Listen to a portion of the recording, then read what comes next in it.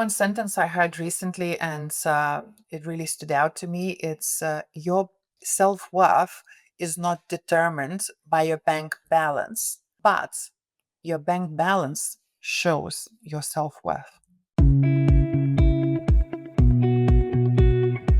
Welcome to Don't Step on the Bluebells, the podcast where personal healing and transformation take center stage. I'm your host, Amanda Parker, and I'm a fellow seeker on the journey of personal growth. Join me as I delve into the stories of gifted healers, guides, and everyday people who have experienced remarkable transformations. Listen in as they share their practical wisdom to enrich your everyday life. And don't forget to hit subscribe and never miss a new episode. Welcome to today's episode of Don't Step on the Bluebells. I'm very excited to be here today with Lina Rimasauskiene, who is a money and finance coach, so money mindset and finance coach. I'm so excited for this conversation because not only have I been following all of your brilliant work on LinkedIn, but I'm really just thrilled to have a conversation about money and to learn and understand more about the healing elements of working with money, of helping people with money. It's a topic that is like so big on everyone's minds, especially in the healing space. Thank you so much for being here today, Lina. Amanda, thank you for having me. And let's dive in.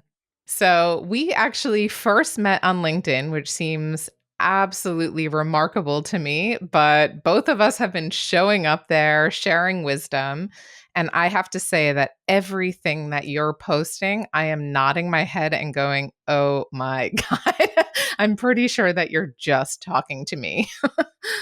Yeah, I would probably have to read now my post and see what I'm writing about. But probably, yes, I have the main message all the time. You're talking about something that's so personal and deep. Like we all have our money stories and our beliefs about it and all of this. So I think a lot of what you're sharing is just touching on a chord of today, and especially for entrepreneurs who are just trying to figure out how to run a successful business and have no idea. They have all these deep-seated beliefs that are standing in their way.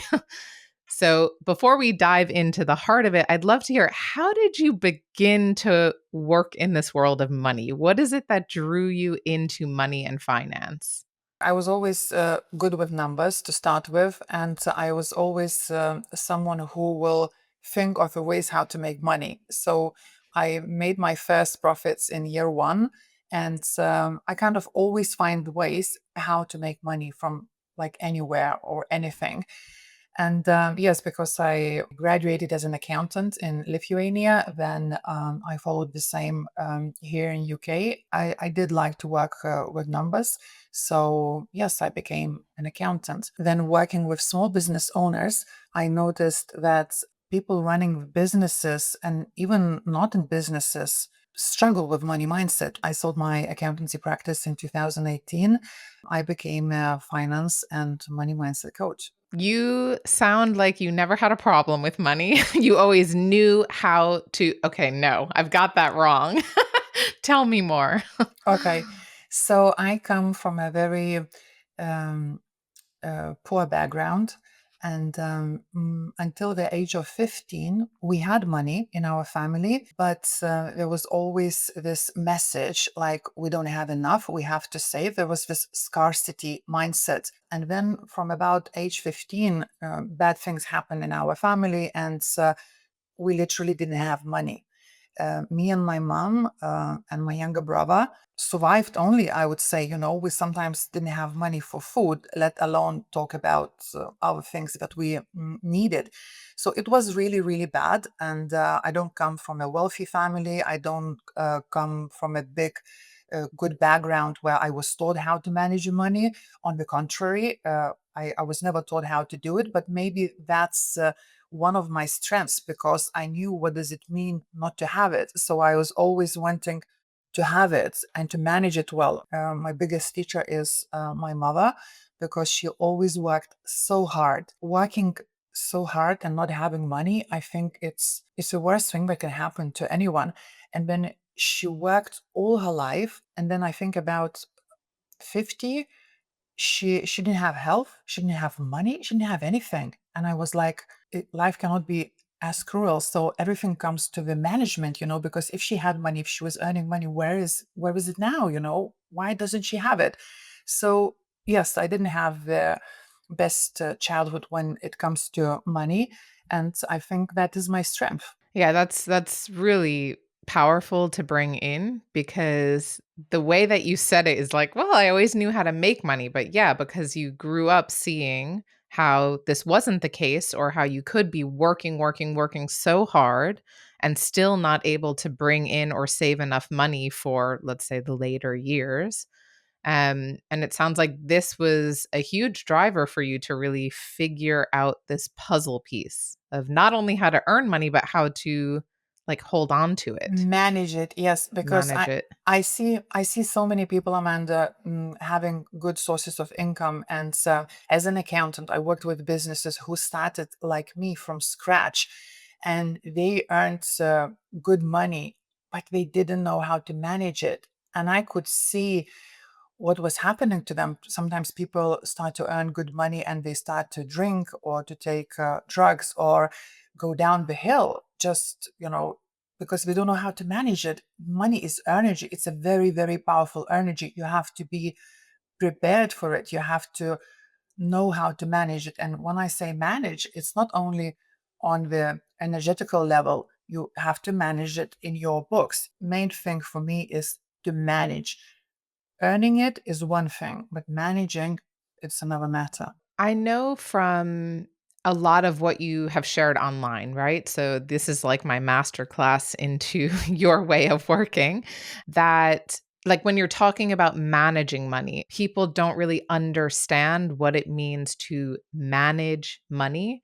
And I know I don't remember exactly what it was that you said, so you'll be able to share, some more wisdom on what that process is like, but you know, when you're thinking about, let's say, a business and you're thinking about money that comes in, I know for the first years of my business, I was like, I just want to charge this much money. I want this much coming in because I need to pay my rent or I need to pay for these tech tools or whatever. But I was never thinking about how do I have enough money coming in that I could maybe hire someone to help with XYZ or that I could grow the business or think differently. It was always just this smaller mindset about having enough to just get by to the next whatever milestone, the next month or the next quarter. So, in that case, what does managing your money mean? Okay, so managing money is, I can reframe it and compare it with health. So, for example, when we are born, when we are young, we are healthy, right? Most of us are healthy, and then it doesn't just come naturally. Health is not infinite. We have to maintain it. We have to do exercises, especially the older we get. We have to choose certain food. We need to look after it so we stay healthy, right? So the same with the money. If I want more of it, if I want to have it next year, in 2 years, or grow it, I need to manage it. So that means I have to do something. So if I'm choosing my diet, then I'm choosing what do I do with my money? Do I spend it all today? Or do I say I have separate bank accounts and I put it in separate pots, and then I make a decision what I'm going to do with it. So it's just conscious management of your resources, because money is a tool, money is a resource, like health, like everything else. So I choose how to manage it. So you are basically consciously choosing how you manage it, what you do with it, the way you want to spend it, the same that you might if you have like a diet or you're trying to do something with your fitness. So a good friend of mine here in the UK is a bodybuilder. And she, like, I mean, kudos to her because that regimen that she's on for me is impossible. But she blends together all of her weightlifting with different kinds of eating, and she has to eat differently and follow different meal plans, whether she's getting ready for a stage show or whether she's just building up muscle. So she knows that her goal is to get on a stage, and these are the steps she needs to take to be able to get on that stage. So I'm hearing that the money management piece is a bit like this also. You You know what you're working towards, you know what the goals are, and you need to actually set up like your quote unquote workout plan to be able to reach those goals. Yes, exactly that. You need to know what are you going to use it for. It's like you need to have a plan ahead for 10, 20 years. And in many cases, I notice that people struggle when it comes to like, why do they need the money? What do I do with it? So they don't think about 10, 20, 30 years or how they can use it for a good purpose. So, and I think today my post came out about one of my friends and comparing me and my friend, where I bought my designer bag after I had 2 properties, and then my friend had 6 designer bags. She still lives in rented accommodation. So managing the money is also about like the values. It's okay to have 6 handbags and to live in rented accommodation. Nothing wrong with that if you feel good about it. But if you don't, that's a problem. So managing it, that means, like you said, have a goal. Like your friend who is bodybuilding, she has a goal. So am I with my money. And if I'm in a business, what is my goal? Okay, my goal is to help people, to provide services, to be useful. But at the same time, my goal is to live in this body, and just, because it's material world. So how do I want to live? Where do I want to live? Like which area? Like how comfortably or not? So this is just the goal that one might have or not. So, if we're thinking about the healing elements of money, right? So, we're talking really about how you can actually heal with money, with finance. Have you ever looked at the work that you do as a healing process? Definitely, because I think every work with clients, whether it's about business or any coaching or therapy, it's healing. So even money management, it's healing, because many people do suffer because if they don't have enough, and if they start to make enough or they feel good about managing the money, of course it's healing, because what does money give us? It's first of all, it's safety. And when I'm safe, I'm healing. It's like this I think I pronounced it correctly, what's in water. You're like, you're going to water with therapist, and he or she holds you on the water. And I had this few times. And so the healing, where is the healing from? Safety. And money gives you safety. So of course, when you have enough, more than enough, you feel good. You are healing.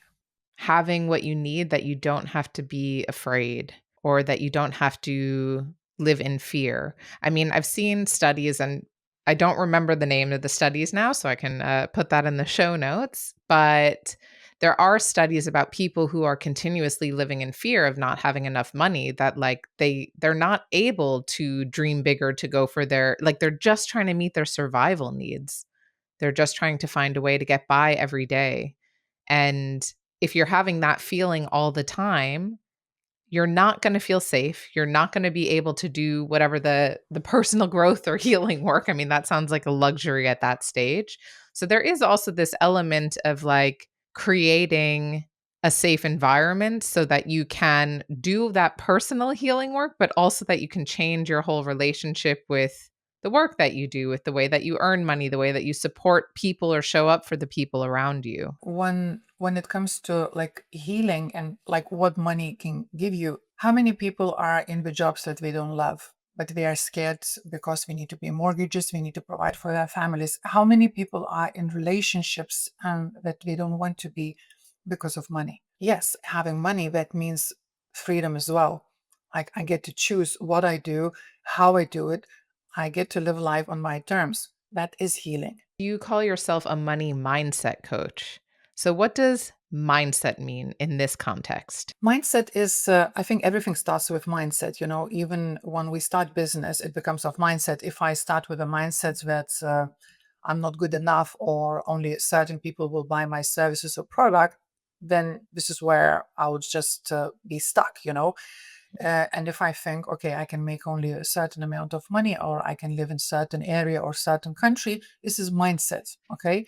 So mindset is about changing it where to understand or believe that I can earn much more. I can live really anywhere in the world. I can have the house as big as I want.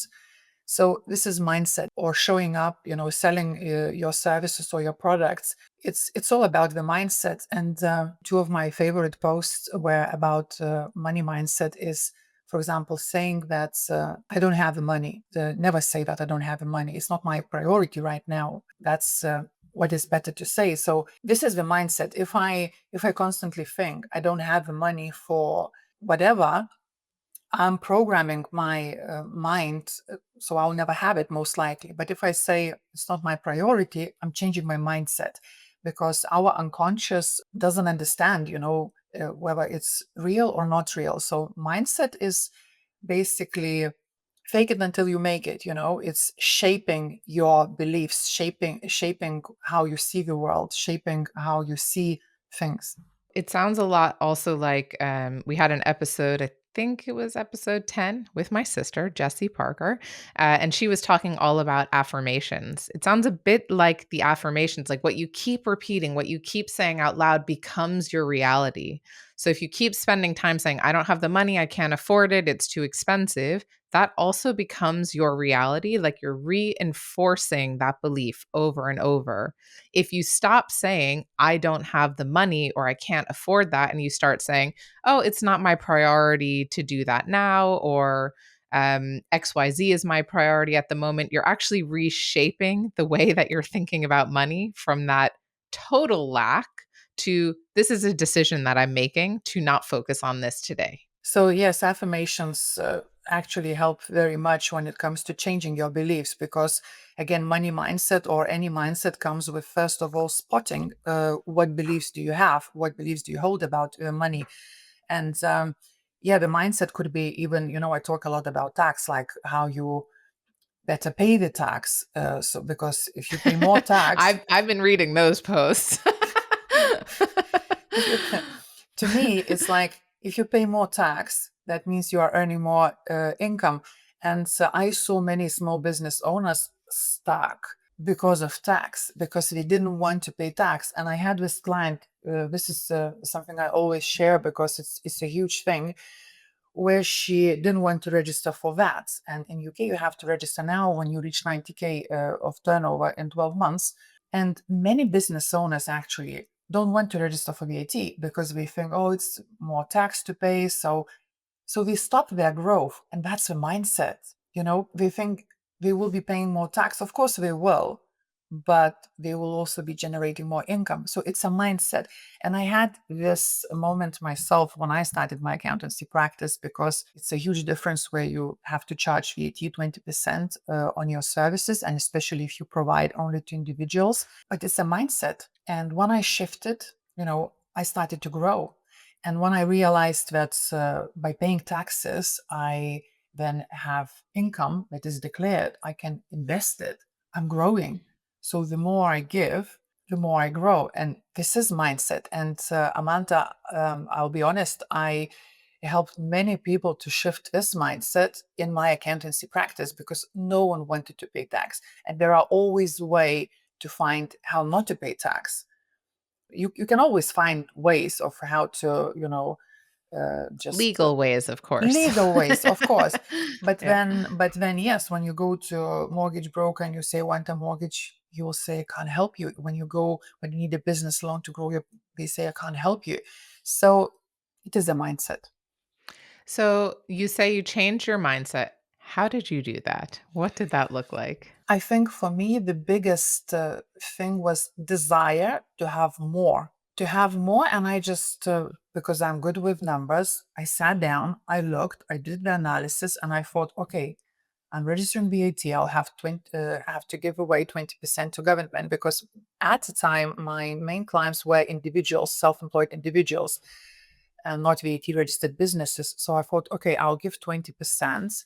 I may lose some of the clients if I increase the prices, but then by doing my numbers, by calculating, looking the projections, I realized I will have more. This would help me. That's why I say, sometimes even for the mindset shift, not a meditation, not a mindset changing beliefs we need. Sometimes you need to look at the figures and to do the projected figures, so you can actually see and explain to your logical mind, look, this is what's going to do you good. So yeah, I think doing the numbers for me. So how does that work? Like if a client comes in and they're living in scarcity. So I think we know that word a lot, we hear it a lot, but let's just say this is a person who comes in, maybe you have a real life example and they're just like really afraid there won't be enough money coming in. And so that's like kind of the belief that they're really living with. I'm not going to get enough clients, I can't charge more, people are not going to pay more, things like that. How would you work on the mindset with someone like that? And if that hypothetical is too difficult, maybe you have a real story that's similar, like how you actually support someone through that process. I had recently done the group coaching program for women, and all of them were in businesses. And yes, most of us have this limiting belief that it's not enough clients or no one would want my services. So we start with things like, is it really true? And then we actually look for real examples. So let's say you are a photographer, and then is it possible you living in London and not having clients? Like, do you have a proof of someone actually advertising their service, doing good work and not having clients? Do you have a solid proof? And people don't. So this is something for their mind to think, oh, okay, actually, it's not true. That's that. Then we look at the past experiences, where this may be coming from. Then we also I like to do the tables where, like Excel sheet, where you can actually, like, let's say someone needs 50K to live, okay, 50K from self-employed trade. And then we break it down to like what services, how many of services or products we need to sell in order to have this amount. And we do this analysis and people look at it and say, actually, it's easy. It's not as complicated. So sometimes I do like to start with numbers, Amanda, because people are scared of something they didn't even look at. They don't even know. So when they see it, they go like, actually, it's possible. And then the confidence boost, because of that. So yeah, I do like to say, even though I like the inner work, I like the belief work, I like the mindset shift, 50% of that work is actually down to numbers and to prove to your logical mind that it is possible. Honestly, it sounds like your approach to healing is literally helping people see reality. like like the stories they're making up or the beliefs that they have are so distorted from what is actually true that a huge part of what you do is literally just helping people see the truth, see reality, and then giving them the option to make different choices. Like, here's the truth. What do you want to believe now? Here's the truth. What choice do you want to make? And that's actually just like pure empowerment. So you're actually giving people enough information, helping them to see this like reality, this real information that they get to decide what they want to do from there. Yes, Amanda, this is correct. And at some points, I was even, because I love meditation. I do meditation myself. I do hypnosis, and I know how many people are hanging there, just doing meditations, but they never look at their bank statement. They say we don't have.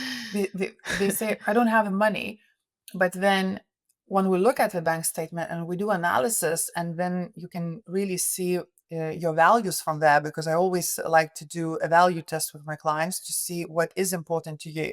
And when we do that, our money goes where our values are. We don't spend for something it's not valuable to us. But the question always is why we spend the money for the things that we don't want to spend, because they help us to fill the empty space.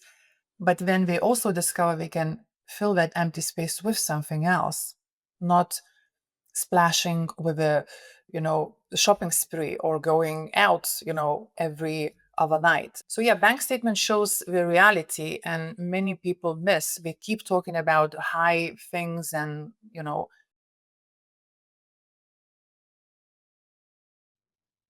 It's really interesting because so my husband and I are well, I guess we're not newlyweds anymore. It's like 3.5 years. But when we first moved to London, we first moved in together. Like we hadn't lived together before. We started sharing all our finances, everything. I know we got married and then we moved in together.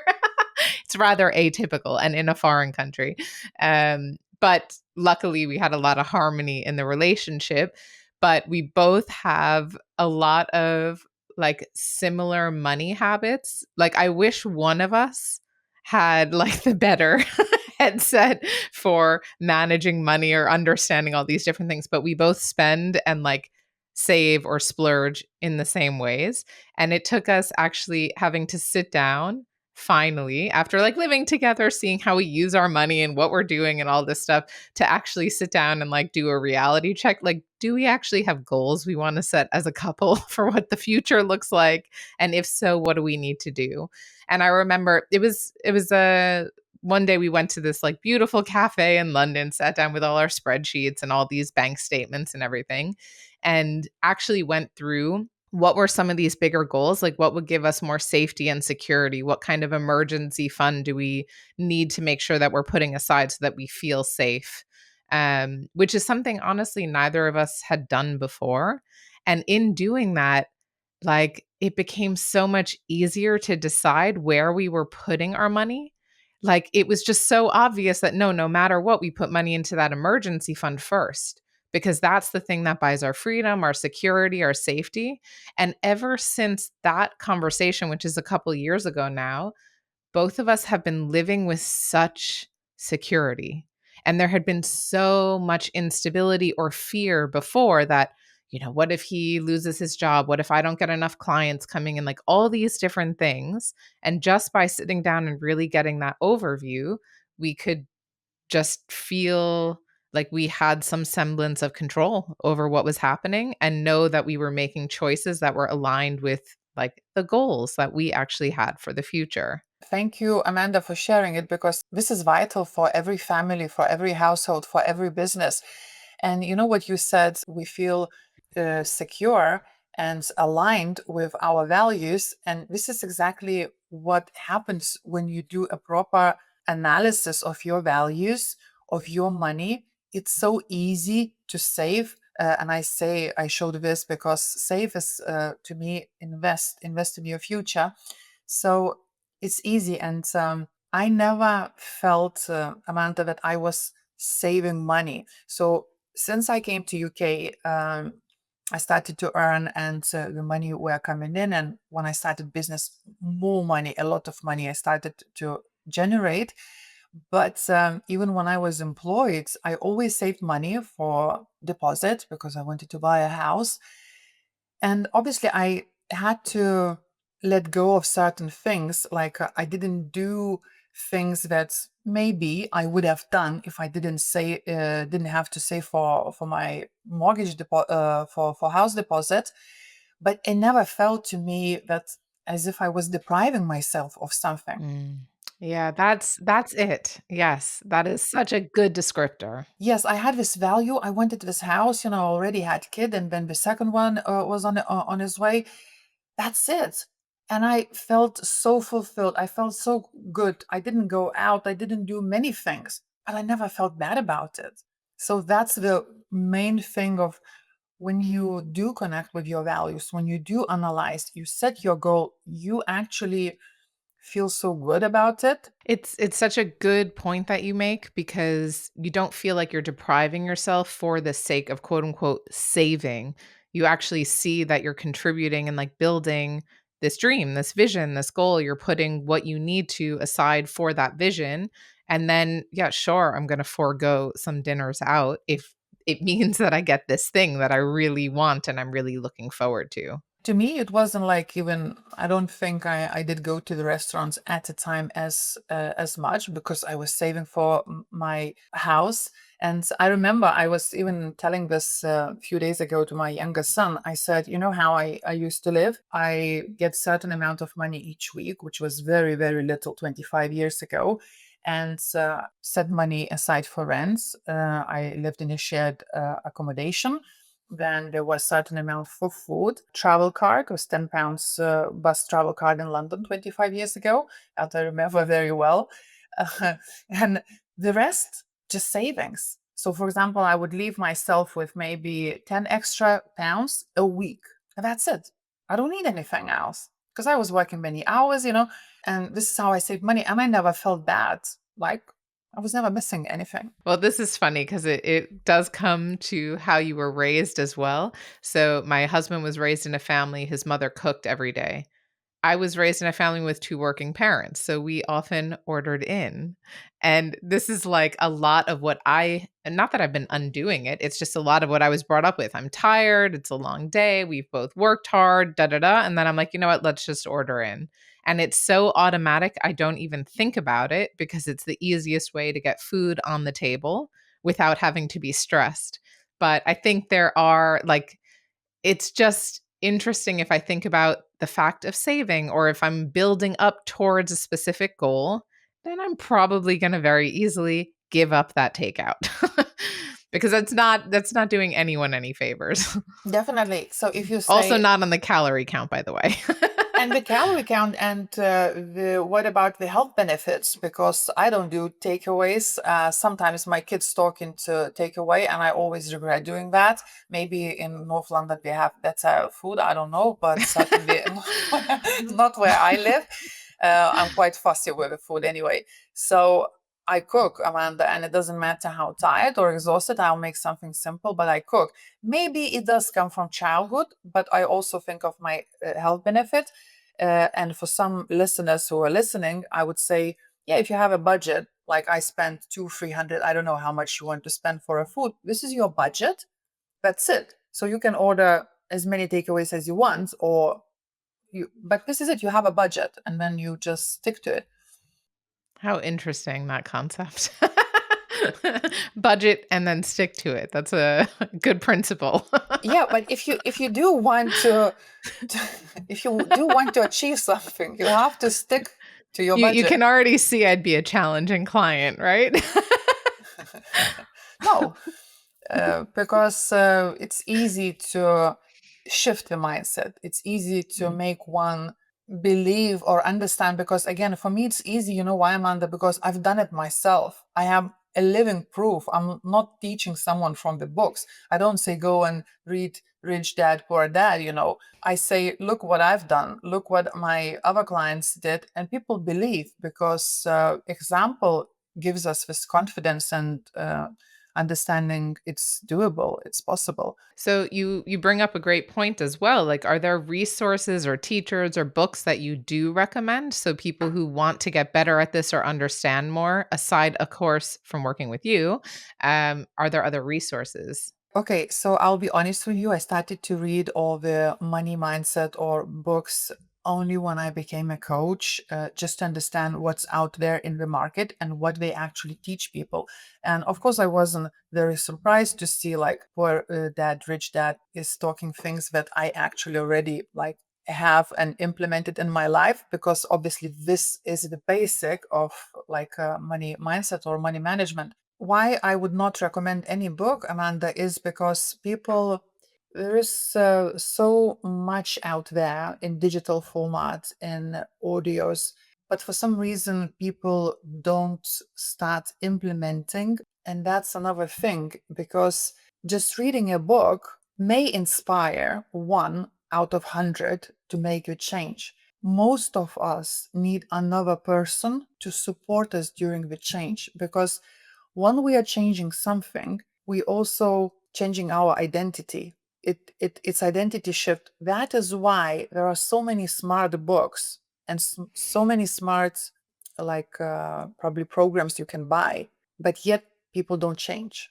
You can get all of the theory, you can get the practical wisdom, but that's not necessarily what's going to make you shift in your life. So it's really helpful if you find someone like yourself who can actually help you look at your mindset, your behaviors, your beliefs, and like get clear on what actually needs to shift so that you can come up with a plan and stick to it. Yes, because I noticed many people are shelf developing instead of self developing. Got it. Shelf developing instead of self Yes, developing. and I already know some people already said to me they've been shelf developing for 10 years. So that means they're reading all those books, they're listening to all these smart people, but their life hasn't changed a thing. Their money or like their businesses or their lifestyle hasn't changed. Why? Because we need your support, because they're scared of losing their old identity. They're nodding their head when they're listening, but they're not doing anything. Mm. Yeah, well, I guess you and I both know, and I'm sure the listeners as well, that like actually changing those behaviors is something very different. And I'll say that in my own life, so I have a coach that I work with. We've been working together about a year and a half now, actually almost 2 years. And he has a philosophy that he's ingrained into me, which is like 30-day experiments. So I embark if there's something I want to change, if I say, okay, well, you saw, I'm cutting out sugar at the moment. I'm not saying I'm cutting out sugar forever because I don't know if I want that. I don't know if that's going to work for me. But for me to say, you know what, for the next 30 days, I'm not going to eat things with sugar in it. So, like, no cake, which is my guilty pleasure, or chocolate or desserts and all of this. Let me try it. 30 days I can commit to. And then after 30 days, I get enough information to make a decision. Do I want to continue this? Do I not? Is it serving me, etc.? So I think like with a lot of this shelf development, as you've said, it's very easy to read a book and feel like, okay, check that off the list. I know everything I need to know about it. But the daunting part is actually implementing that change. And especially if it's something we're scared of, like, so with money or health, those are just really vivid examples for most of us. So giving yourself actually the shorter timeline where you can say, you know what, for the next 30 days, I'm going to start putting money towards a mortgage instead of XYZ, and let me see what happens. Now, I know realistically 30 days is not enough to save up for a mortgage, but it's a starting point. Yes, it is a starting point to start with something. And like you say in your example, like at least give yourself the time scale. Don't say it like, okay, I'm going to do it for the rest of my life, but just for now. So I'll see how I feel about it.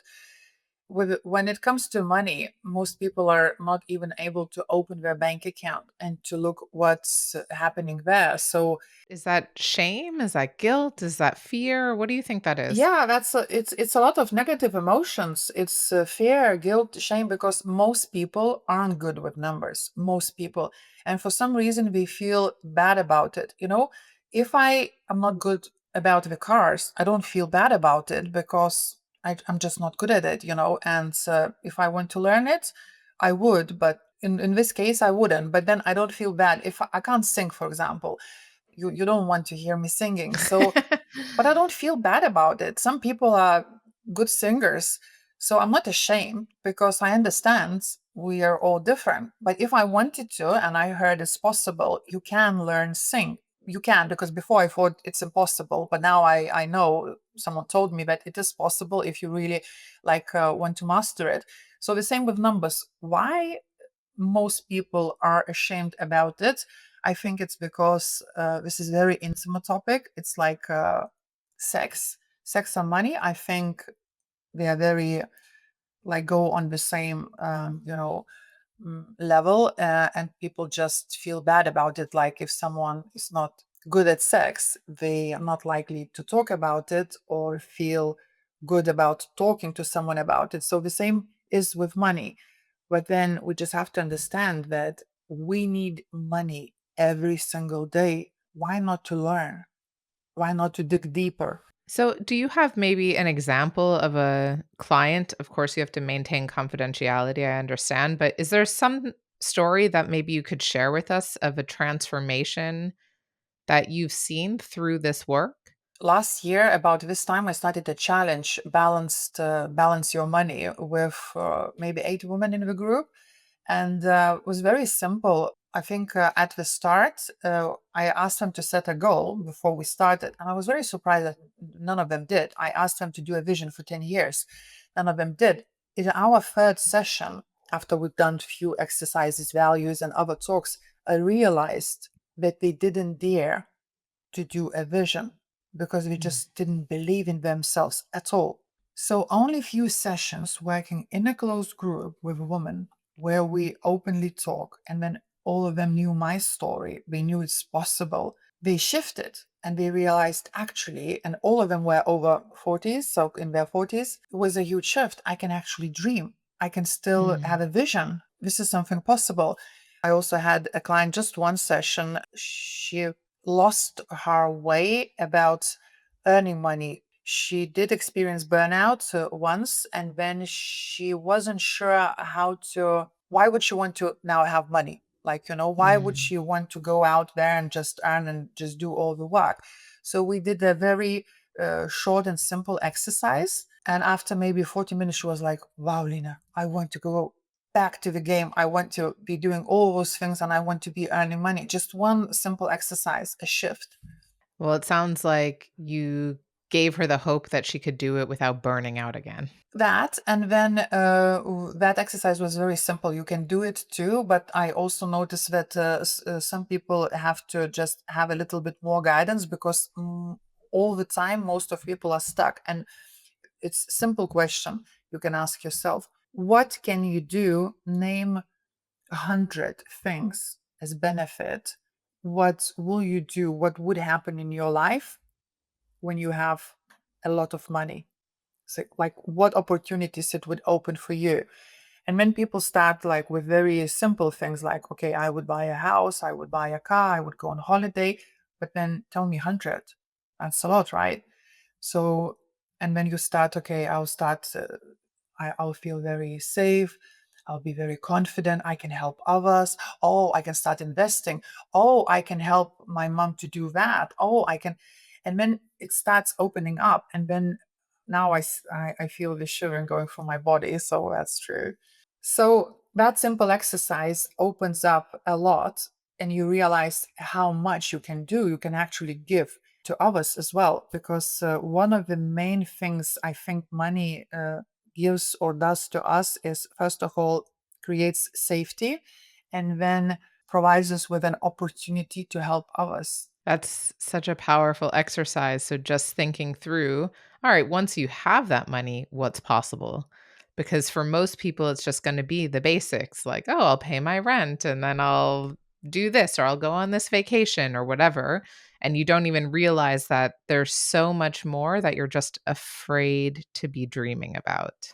Yes, but and then when you think about like what could you do, and like you sit and think, oh, I can do, then you really want to do all those things. You really want to earn the money because you can see how much value you can give to the world. How many opportunities are there to do good things. So yes, because again, in many cases I think money is associated with some negativity as well. What happens if someone comes to you for the first time? Because as we've talked about, money is like a sensitive topic. People are afraid, and most people don't want to admit that they really don't know or that they have no idea what they're supposed to do. So when someone comes to you and they say, okay, I really need to shift something in like my finances, what does a session look like, or what does a package look like working with you? Okay, so I think one session wouldn't be enough if you want to experience a shift in money mindset. If it's a business owner, then obviously business owners come to me saying, look, I want to earn more money. I want to learn to manage my money. So I have prepare for tax and everything. So we started with numbers. We'll look at numbers, we'll look at values. And then obviously in between we have the talks, we have deeper conversations, and this is where all the magic happens. Now if someone just came to me and said, look, I don't have the money, but I really want to have it and I don't even have a business, obviously we would start exploring the beliefs first. What this person believes about the money, how does this person sees rich people? That's very, very important. When Mm. you see a rich person, what do you think? You know, how do you Mm. relate to wealth? Because again, there are so many things, and there is also a generational trauma as well, which can be nothing to do with you, and not even with your parents, but with your grandparents as well. So there are so many tools, but yes, if someone just came to say, look, I really need help, uh, I would start asking beliefs, what does he think? And in many cases, money beliefs are very negative. And when you start writing this, so for example, I would ask you to just write, money gives me, or money is the source of, or rich people are, Mm. or if I earn good money, then I will. And I'll just ask you to finish your sentences, and they don't end very well, these sentences, to be honest with you. So would you say like someone, because people are listening, I know they're going to do this. They're going to be like, okay, hold on. So let's just say those sentence stems you just gave. Should they write out 100? Should they write out 20? What would be enough to really start to get a feeling? Uh, so I'd said 100, but reality, the original exercise is 200. And it's very, very hard to do 200. But once you do it, I've done it myself not once, and it's very energetic. It's like you will see, try it yourself, and then let's say you want to write "I will buy a house," so you don't write "I will buy a house," you just write IWH. So it's faster, Like I would buy my mom, I don't know, a flat. So first letters of each word, so it makes it faster because 200 it's a lot, and then do it over 2 3 days, like Mm. so activate your neurons, so activate them. Why would you want to earn this money? And people very surprised after we do. It's very simple, but like I say, sometimes you need a little bit of guidance because people are stuck. We write 10 and we are stuck.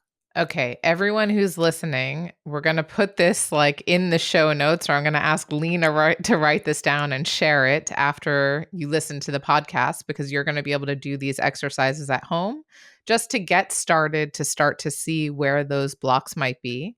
And then, of course, Lina is working as a money mindset and finance coach. So you're going to have all of her information in the show notes as well that you can get in touch.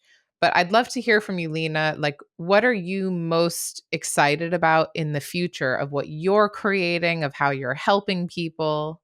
Okay, thank you for this question because I do think about it now and again, just to remind myself, like, what is my purpose? Because what I haven't mentioned before during our conversation is that at the age of 40, I sold my accountancy practice and I semi-retired. So I allow the money to heal me by having the freedom and having time to actually do things that I really enjoy. So after selling my accountancy practice, I can work less, or if I can choose not to work, but that's not the way. I will be working until, like, I will be working forever because, again, as a species, as human, we want to be useful. We want to be like, we want people to need us, and that's one of our driving force. And I keep asking this question myself a lot because sometimes I spend, I'm not gonna lie, 6 hours a day doing something, and I'm thinking like, Lina, why are you bothered? You can just go for a walk. You're not employed by anyone. So my mission and what really makes me happy is to see these transformations, to see the shift in people. Because being an accountant, because I am still qualified accountant, it's much easier to make money as an accountant. People would be queuing up for my services because there is a shortage of good accountants. When it comes to coaching, it's harder to sell my service. So I keep asking myself, like, what is lightening me up? The transformation, helping someone to see a different perspective, help someone to manage their money and to gain the freedom, to have the safety. This is what drives me. That is so perfect. So you're still going to be seeing people as a coach. I understand. And do you also have group programs? I know you mentioned you did a group last year. Is that still ongoing? So I launch the program when I feel like it, when I decide like I want to do. I advertise, so whether it's LinkedIn or my email list, but it's not something I do regular, and I have a schedule for it. I just when I feel like it. Okay. If So people can go onto your website and find out when that's launching?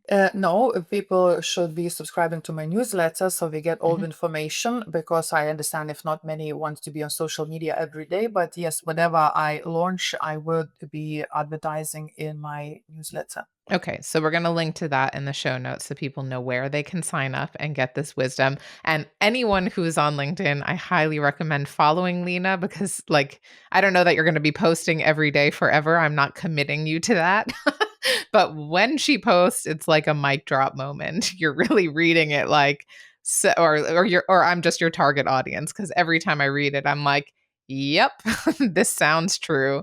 Thank you, Amanda, for this. It's really encouraging, and thank you for this. So I know I reach right people, and I think it resonates with many. If one says what you said, I think. Well, it's definitely a really it is really healing work. I mean, I know for myself throughout cuz I started my business in 2018 and I started with I always like joke maybe I need to change my story, but I'm like I started with a whole lot of naivete and I'm so glad I did cuz I might have never gotten started, but I ran out of money in like the first like 3 months of starting my business and then I was like, "Oh shit." And I had to really think about like what does this mean? How is this going to work? Because I hadn't done it before.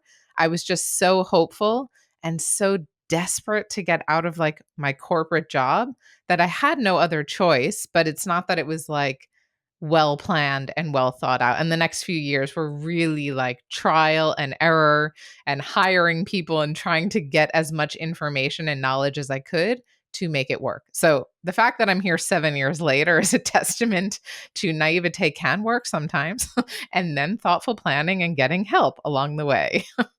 Yes, and Amanda, I think being naive really helps because, like I shared once, I would never have started a coach career if I knew what it would take me to become one.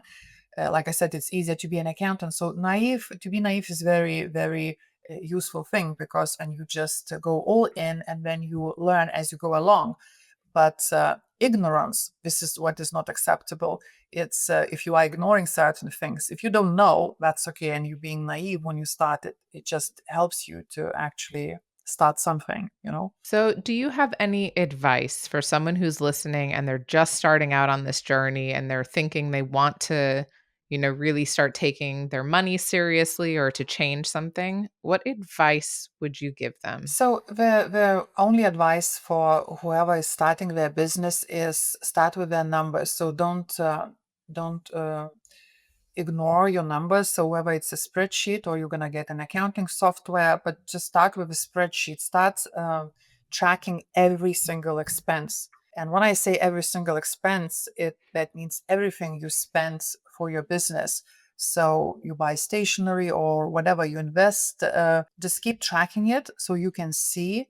And when money starts coming in again, you keep track. It's so simple, but it's very, very powerful because sometimes business owners come to me after 2 years in business, and when we fill their table with expenses, I go like, but then you surely have this and that, like as an expense. And we go like, oh, it's an expense.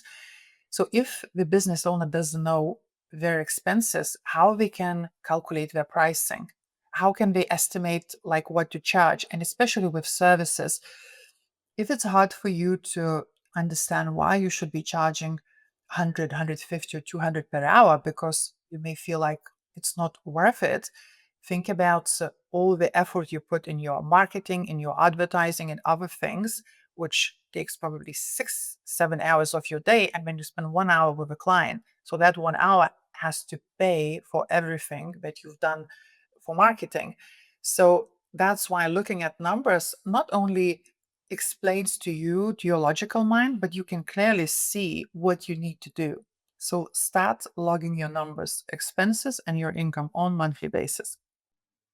Ooh, that's good. All right, you heard it here first, people. No.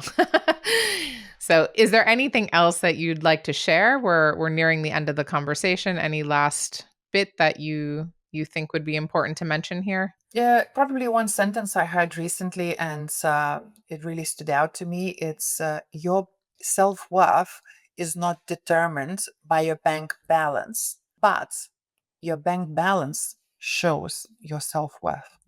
Thank you for that nugget to close off this conversation. It's been super inspiring and very educational, let me put it that way. So I'm looking forward to hear what all of you listening at home have to say and what you've learned just by listening to Lina's wisdom. So you'll be able to get in touch with her. All of her contact details are going to be in the show notes. And I'm just so happy that we've met and that I get to keep learning from you also, Lina. So thank you so much for being here today. Thank you, Amanda. Thank you. And to everyone who's listening, thank you so much for tuning in to this episode of Don't Step on the Bluebells. And I will see you next time. Thanks for tuning in to today's episode of Don't Step on the Bluebells. If you enjoyed this conversation, please give the podcast a 5-star